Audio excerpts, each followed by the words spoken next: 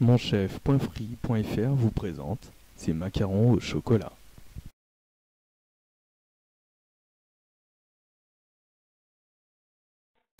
Tout d'abord, dans une casserole, réunissez 103 g de sucre avec 37 g d'eau, puis 35 g de cacao, puis 70 g de crème liquide, 2 feuilles de gélatine à faire tremper dans de l'eau froide.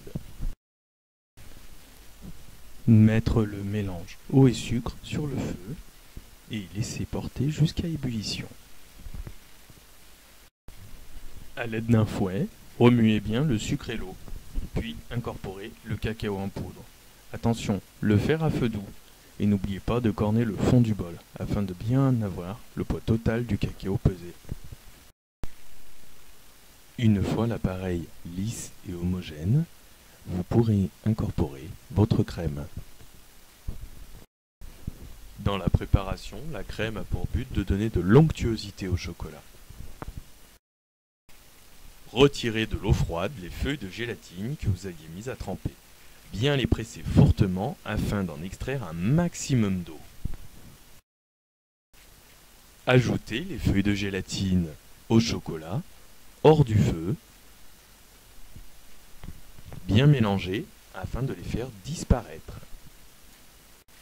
Débarrassez votre préparation dans un récipient, bien cornez le tout et le réservez dans votre réfrigérateur.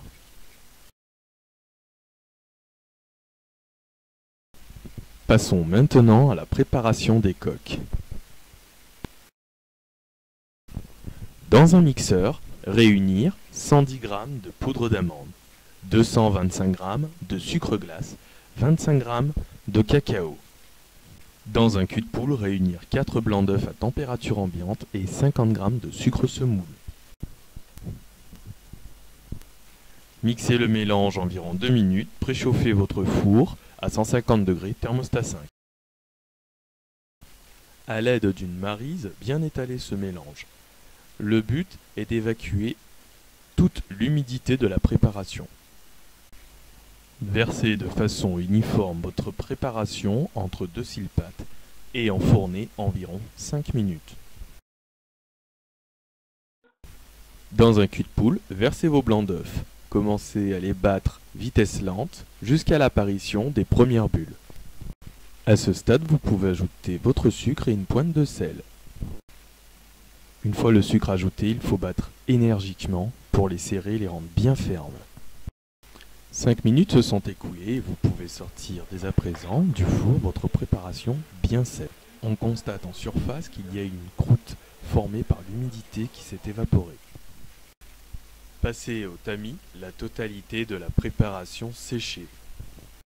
Une fois tamisée, incorporez vos matières sèches en 2 moitiés à l'aide d'une maryse.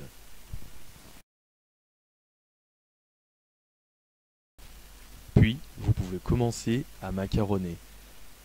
C'est remuer énergiquement pour rendre lisse et brillant votre appareil à macarons.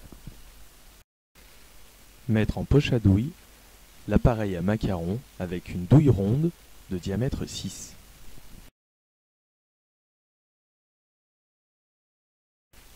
Couchez vos macarons en faisant en sorte de respecter une distance et un diamètre identiques entre eux.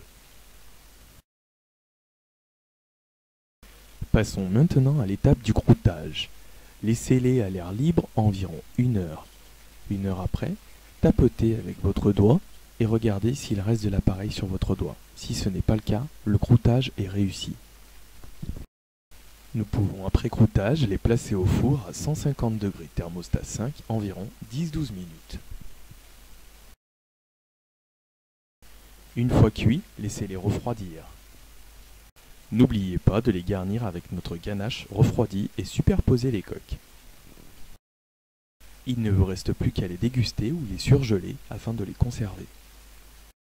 Monchef.free.fr vous a présenté ses macarons au chocolat.